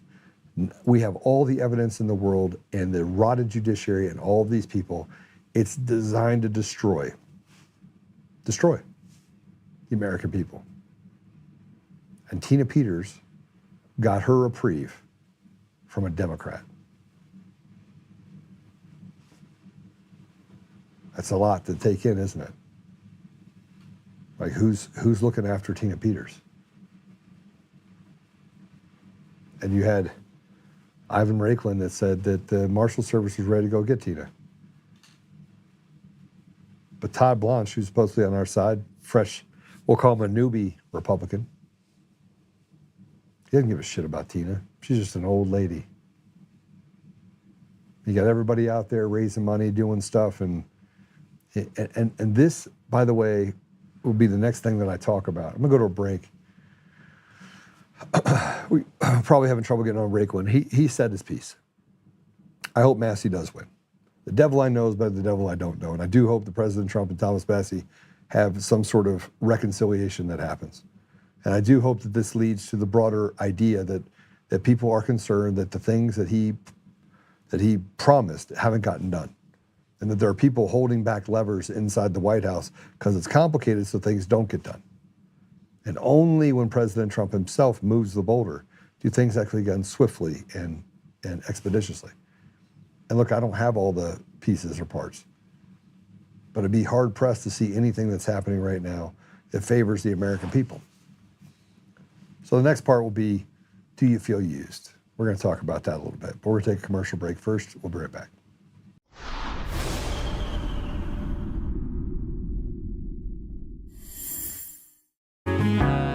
Oh, hi, I almost didn't see you there. Welcome to DCF Buns, where you can find the freshest buns in town, if I do say so myself. Our master bakers teach class every week, so whether you're new to baking or trying to improve your culinary skills, we got you covered. And we can help you bake the cake of your dreams. We'll even clean your cake if you want. And if you don't want to bake anything yourself, we have loads of fresh buns available in a variety of shapes and sizes. Check us out at dcfbuns.com to learn more. DCF Buns, we keep the buns hot and the deals hotter. Buns. In every thread, in every stitch, Honor-Bound USA weaves the fabric of the American spirit. It's not just apparel, it's a testament to God, family, and country. At Honor-Bound USA, we're a family of patriots who put our faith, family, and America first. When you visit our website, you'll find a line of products that embody our commitment to pray, stand, speak, and act. As the official site for the Untamed podcast, all of our products proclaim speaking the truth with courage. We also have the powerful documentary from Professor David Clements, Let My People Go. Identify yourself as one of the few who are willing to stand for what they believe in. Join the Honor-Bound USA family today. Wear it as a badge of honor, commitment to the values that shape us, and a pledge to the bright future we will build together. Because when you're honor-bound, you're not just wearing a brand, you're embodying a lifestyle.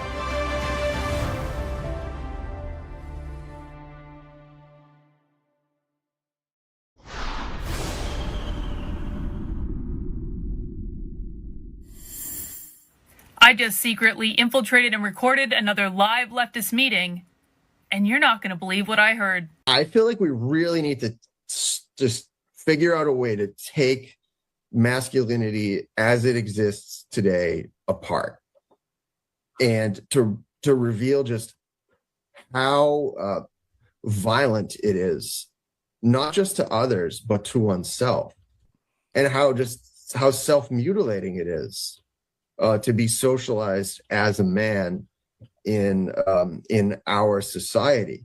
I think there's a lot of really cool avant-garde stuff going on around gender right now. The needle is moving culturally.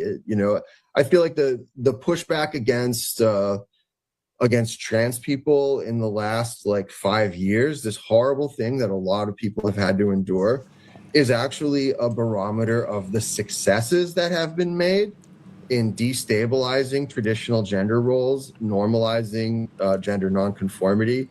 And I think that's fucking rad. I wish so many of my friends didn't have to suffer as a result of it, and it sucks. But that's the result of real victories that are being waged by people challenging gender socialization. And I mean, if anybody has any real practical proposals, I'm all ears. But that's where I'm at theoretically. This meeting was conducted today, April 26, 2026, at Firestorm Books in North Carolina, which is a queer, anarchist, Antifa bookstore with two Antifa professors. Antifa professors. They want to disrupt society and take away masculinity.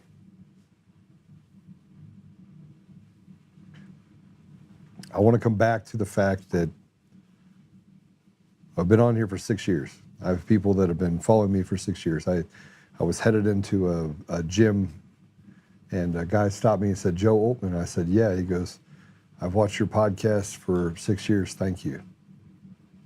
And I was like, "Well, join the fight, brother. Just get out there and do something." And shook my hand. And no matter where I go, I meet people that appreciate the fact of what I say.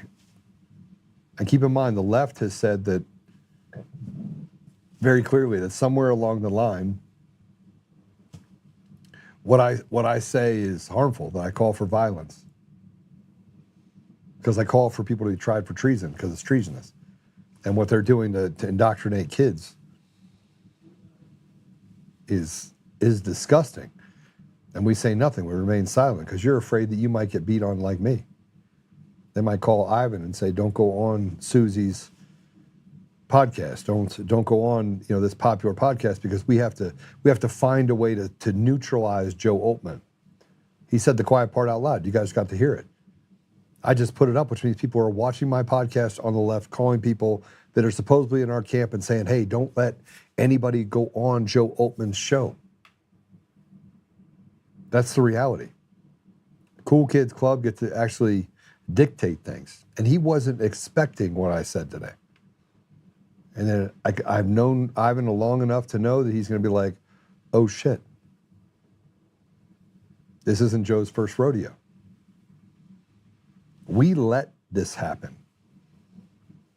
We let this happen. We let people like this go on and be professors and be evil people and join Captain Evil. Put one foot in the good, one in the bad, say that they're doing great things, attack white people, elevate Muslims, persecute Christians, do all the things that are happening. Censor, I'm looking at what's happening on X. I have been massively censored on X. And for what? What did I say? What did I say that's so bad on X? By the way, we got 135 people on X. Normally it's, 1,000, 1,200. So if 135 people, if you guys will literally just hit the little button to share, this will be a little experiment. How many people are you willing to share?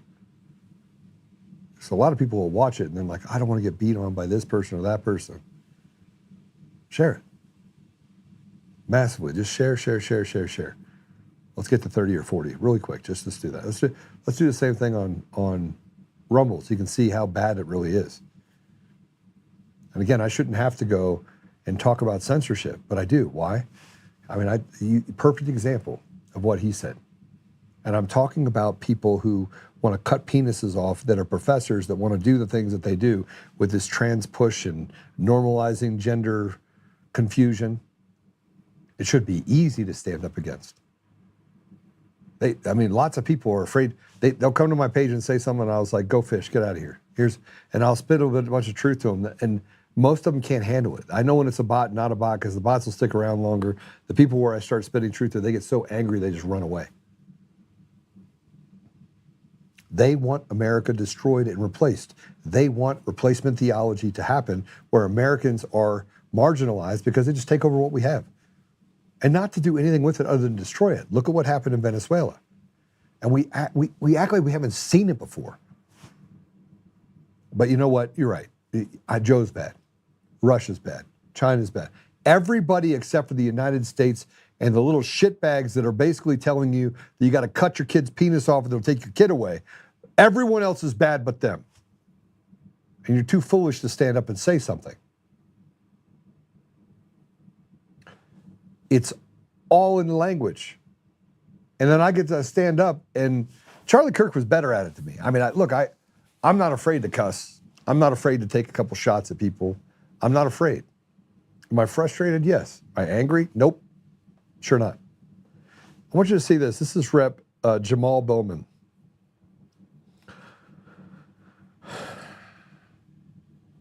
This is how you convince someone of an argument without ever having an argument. You say something really stupid, and you get somebody to shake their head and say, okay, social contagion, play it. Brown people from different backgrounds, the word socialism is weaponized as some kind of, anti-American thing. And, Senator Gillibrand and others seem to have fallen victim to that level of ignorance and miseducation.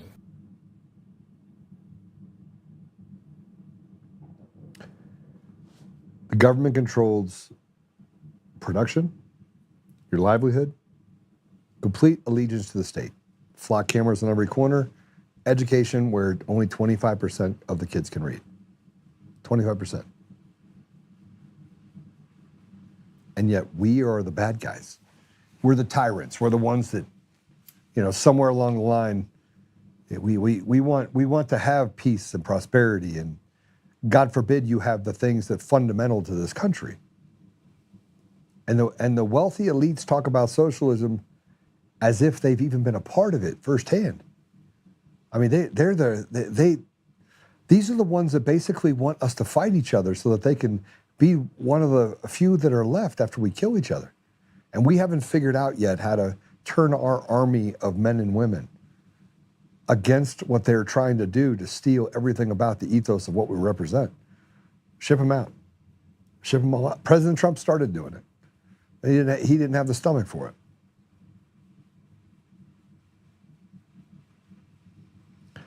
Here's a woman from Cuba talking about Trump and socialism. Pay attention to this, please. Play it.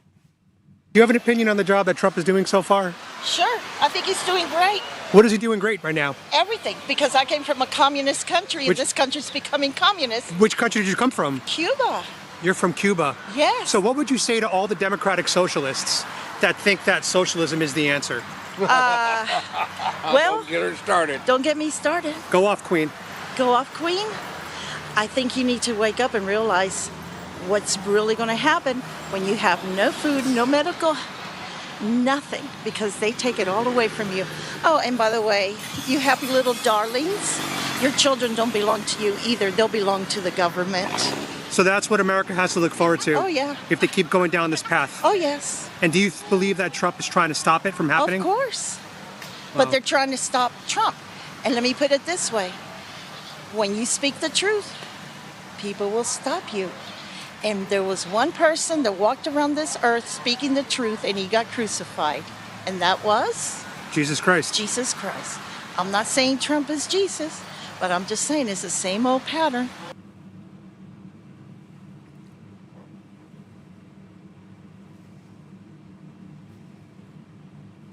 We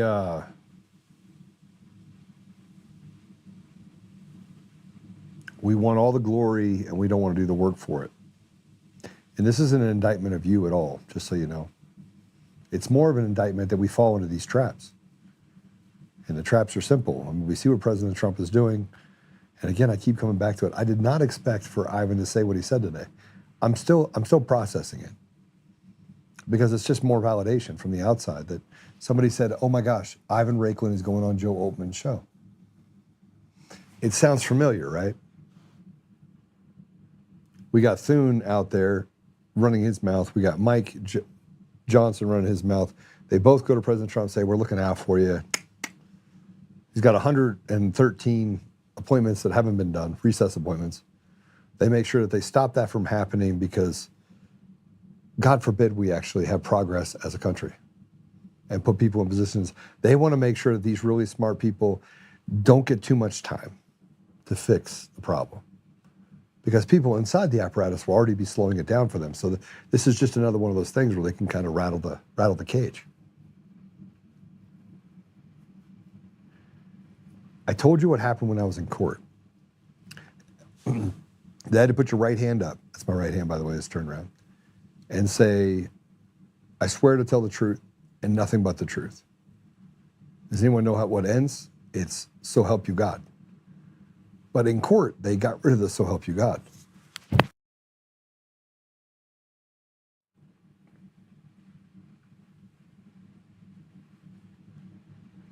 We are silent, and they want to silence me because I tell you not to be silent. Play this. This is what's happening when they try to drop the Pledge of Allegiance in their committee meetings. Go. Pledge of Allegiance is a very awkward thing in the committee meetings when we're all by Zoom. So I don't see the need at the committee level to repeat the moment of silence and the Pledge of Allegiance. I would just get down to business. I happen to agree with Delegate Green that the whole moment of silence thing sort of freaks me out. That's not our job. And I'm not a fan of the Pledge of Allegiance either. Then get the hell out.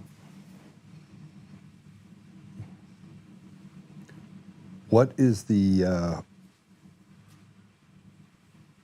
what do we think is going to happen with the silence? What do you think that the country's going to survive it? Do you think getting rid of the Pledge of Allegiance is a good idea? The moment of silence for prayer, get rid of it, bad idea. The government says that you will worship the government. People will become gods. This is what Yuval Noah Harari said at the World Economic Forum with Klaus Schwab. They said it.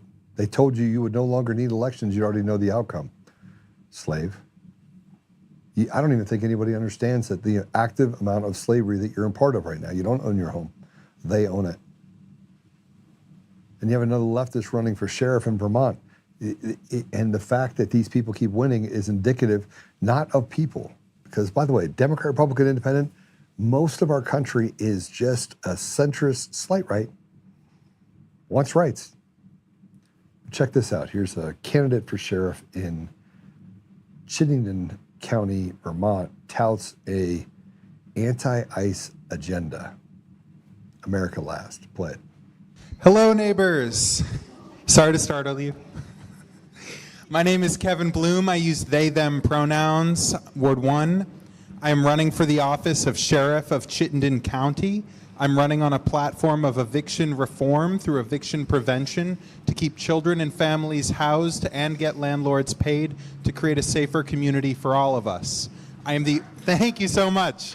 I am the only person in Vermont running for sheriff who advocates to abolish ICE. And if elected, I will be the first transgender person in the history of America to be an elected sheriff. Thank you.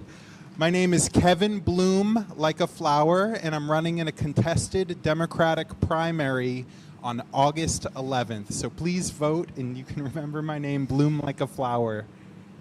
So good to share a meal with all of you. Thank you.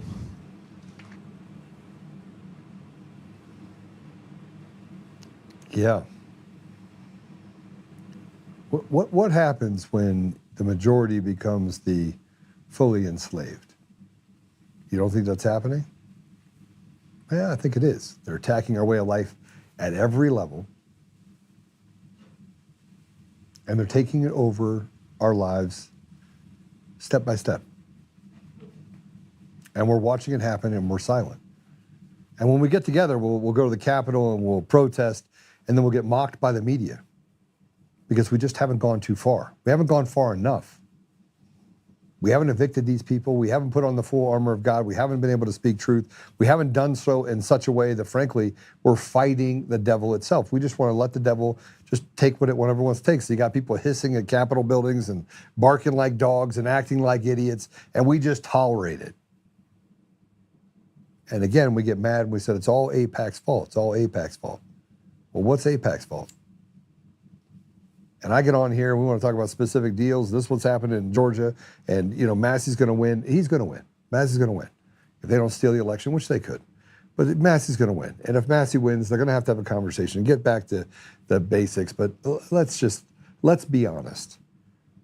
The America we know right now left us behind. We had a mandate. The American people, Democrats, Republicans, Independents, went to President Trump, said we're going to make it too big to rig. But they're going to rig downstream in every election across the United States. They're going to capitulate to the fact that Mr. Trump, President Trump, you can actually be president for another 4 years, knowing you can't run again. And you're a unicorn. Vance isn't going to do what you're going to do. No. Marco Rubio is not going to do what you're going to do. No. And we're not going to solve the fundamental issue, which is the stolen elections in our country that are completely fraudulent. That date back all the way to the 2000s, but probably before that. But at least when you got machines in, you had people that came out and said, this is what's happening. We have all the forensic evidence. If this was a murder trial, guilty, death penalty, go. Treason trial? No. We would have, if we didn't have a rotted judiciary, we would have gotten to the bottom of the 2020 election on November 8th, 10th, 12th. We have the most fundamentally strongest, most capable national security apparatus in the world. And they're going to tell us that the elections weren't stolen, and they put out non-classified reports but hide the classified part behind a wall, and nobody goes to jail? Who's in charge? And to cap it off, here's a public service announcement about being white. If you're white, I am so sorry. These are ads run against real Americans by people who are not Americans. Play it. What do you mean we're lucky to be white? It's not luck, it's privilege. We're privileged that people see us, not a color. Privilege that we don't get stared at when we walk into the room. Privilege that we don't get followed by security when we go shopping. Or pulled over when we're in the wrong neighborhood. We're privileged because society was set up for us, and our silence keeps it in place. We're privileged, and that's unfair.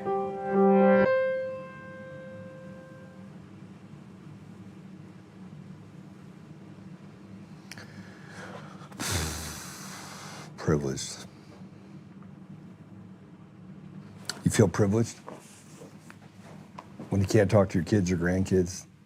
You feel privileged when you're scraping by because you're living off 44 cents on every dollar. Your healthcare costs are over $2,000 a month, and your property tax makes it a rent payment when you pay your home off. Or the fact that if you go on Social Security and you miss one of your property tax payments after your house is paid off, they'll just come and confiscate it from you and push you into a one-bedroom apartment, even though you've paid into that system for over 40 years, 50 years, 60 years. But the very people at the very top, they don't suffer one bit. The tax books are built for them. Everywhere you turn, the system is designed for the haves, for the people that really know how the end is supposed to be borne out. And now you should be ashamed of being white. White guilt. I don't have any white guilt. Do you know what happens? The opposite of white guilt is anger. And what do you think they're trying to accomplish? They want to tell black people that you're oppressed because they destroyed everything about your communities. That's true. And then they want to replace you with Somalis that have an IQ of 50. That's true. Then they want to run drugs, and they want to run guns, and they want to have the school to prison pipeline, and they want to persecute you and take the best off the street as quickly as they possibly can by ways of gun violence and other violence. And then while they're doing that, on the other side, they're taking away Second Amendment rights while telling us, by the way, that you shouldn't have the right to speak. All true. And now while all this is going on, they're telling you God doesn't exist unless you're a Muslim or a Jew. And the Christians are the Antichrist, which the opposite is true. There you go. That's what we get. And as I sit here and kind of go back and forth on what the, 162 people watching it, by the way, 4 people shared it on X. 4 people. There's the experiment for you. 162 people, and we're like, yeah, but Joe, they take big shots at you. I'll come watch it. I'll get involved in this deal, but I gotta draw the line somewhere because I don't want them to persecute me. It's funny. I'll see all you guys on my podcast on the website though, or on Roku. Pretty excited about that. All right, some housekeeping here if I can. Just so you guys know, Gemi is in the hospital. She's got a bunch of stuff going on. Jody, thank you for shifting over on Facebook and X and sharing on each. Appreciate that.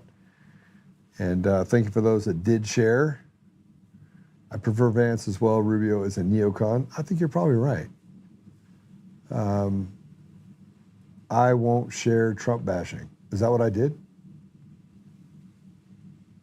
Did I? Okay, Beverly, let's talk about it. Did I trash Trump? Did I? Answer the question. Where did I bash him? Ivan. Okay, so let's talk about that for a second before we pop out. Was Ivan trashing President Trump? See, this is the problem on our side. I'm just going to tell you.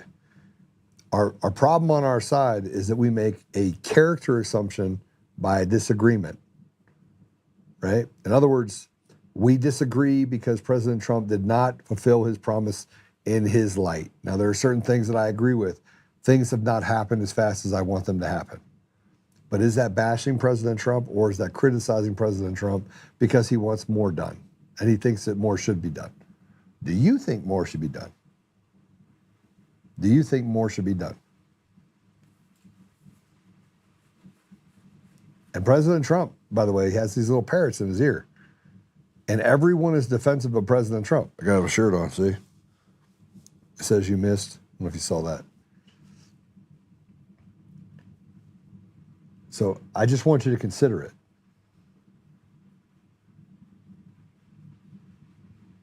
Negative criticism. Yeah, he does have negative criticism. Does. Positive. That is absolutely true. So do I. 6 years I've gone through this. When an outside attorney called up the Trump campaign attorneys and said, your number one witness is Joe Oltmann, they acted like they had seen a ghost. In the case that I'm involved in, they act like they saw a ghost. Like, are you kidding? He's like, have you talked to Joe? They had never once talked to me. But the same people that talked to Ivan Raiklin are over there talking to the attorneys and doing what they can to slander me. But these are the same people, by the way, that took money from me over 6 years. Some of them stole money from me. I have a settlement, a judgment right now because somebody didn't pay me back. And you guys will say, I can't believe that you went and you sued Mike Lindell. No, I can't believe that you think it's okay that he could take my money and had me work for free for 3 years and ran around the company and took his company public and did all this stuff. And somewhere along the line, I'm the bad guy. And by the way, I've still supported Mike Lindell. But this is what I get. Oh, Joe did this, Joe did that. Joe didn't do jack shit to hurt a damn person at all. But the radical left and the weak, pathetic, controlled opposition on the right, they all came together. They're all one. They're all the same. And if I'm wrong, then why am I sitting here having a conversation with you and going through all the things that I've gone through? And Ivan was on here and was told, don't go on and see Joe.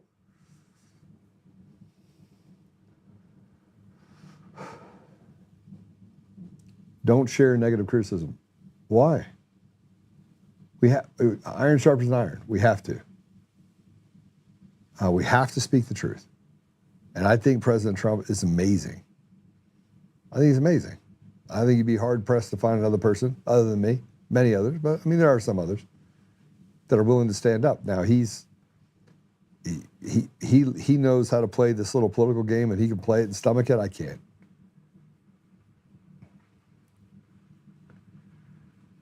But see, I wonder if you guys can continue to have these conversations and not get mad at each other. And how are you able to do that and still get mad at Ivan for having a difference of opinion? And I'm not telling you I agree with him. I do agree with some things. He should have point blank given everyone a pardon for J6. The fact that he didn't is problematic. All the people that ran Eric Coomer all the way down should be in prison right now. Do I think it's happening? Yes. Is it happening too slowly? Yes, it is. And it's emboldened the people that frankly have done horrible things to our people. Trump is only one guy. He has the entire swamp to deal with. I agree with you. The only way you get rid of the deep state, get rid of the terrorists in these countries. I agree with you. I mean, see, we can agree on a lot of things. A lot of things you're saying are true. All right. Apple Podcasts, Google Podcasts, Spotify, Pandora, iHeartRadio, TuneIn, and more. Make sure you go over there and give us a 5-star review. Do all the stuff to, make us go viral. And let's pray for Gammy, shall we? Pray for Gammy. Pray for Gammy and Roku. I have to add that to the deal. Roku. Go over, give us a 5-star review. Give us a thumbs up on your way out. If you're on YouTube, I got a call yesterday. They said, hey, I shared this thing for YouTube, and it literally shut down my ability to share. And I was like, yeah. So they don't like me, these people. They don't like me a lot. It's pretty crazy. Also, 89517, you can text FREEDOM to 89517. We'll send you a text message when we go live. And if you want to get on the email list, go to the website, untamednation.com, and drop your email in there. I won't spam you. I just sent you a bunch of stuff, and I might send you a couple deals on guns if you want it, if you like guns at all. Other than that, Let's pray it out, yeah? Father God, thank you for, excuse me. Take my hat off. Father God, thank you for the time that we had together. Thank you for influencing Ivan so he could come on. Thank you for his perspective. And thank you, Father, for putting people in the gap so that they can stand against the evil that's trying to consume our country. Father, I am grateful for the vision and for the guidance that you've given me and so many others around me. And Father, I just ask that you give us the ability to see clearly what's happening in the future. And, Gammy is sick right now, so Father, if you could just, whatever's ailing her, if you could heal her. She has much more work to do.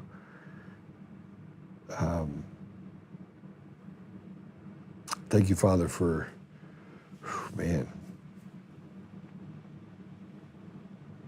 I want to boldly ask that we could, in the name of Jesus, get rid of all the voting machine apparatuses that steal our voice. So machine ballots, or mail-in ballots, the machines, go to hand count, paper ballot, in person.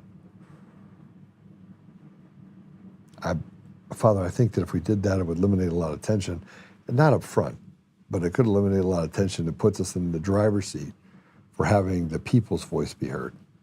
And that will lead to restoration. There's just so many things that need to happen before we can get to a place where we can actually have peace. But Father, I just ask you to give us the tools that we can know at least what path we're on, and that we can set aside petty differences and really focus in on doing what's right by our brothers and sisters. Father, we ask these things humbly in the name of Jesus Christ. Amen.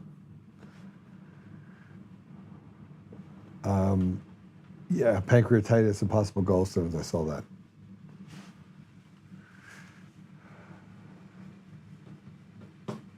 I'm just reading some comments. All right. Hey, I got to go. Thank you. I appreciate you guys very much. We got a hockey game tomorrow. It should be fun, but all is good. Thanks for joining up with me today, and thanks for a little bit of truth, more truth. Go ahead and share it if you like us, and we'll see you again tomorrow.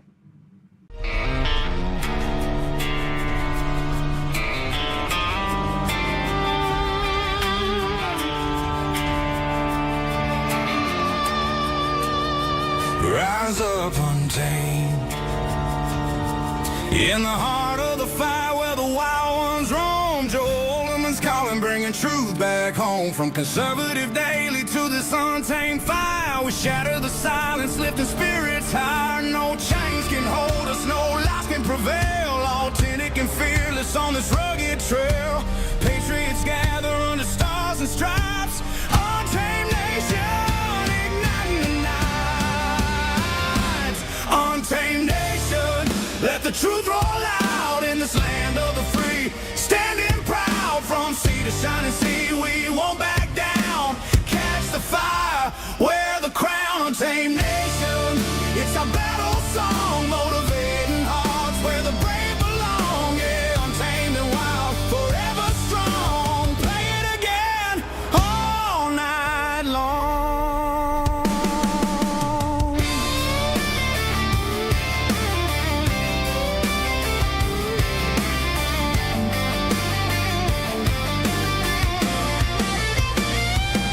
Break the mold, chase the real. No more games, time to heal.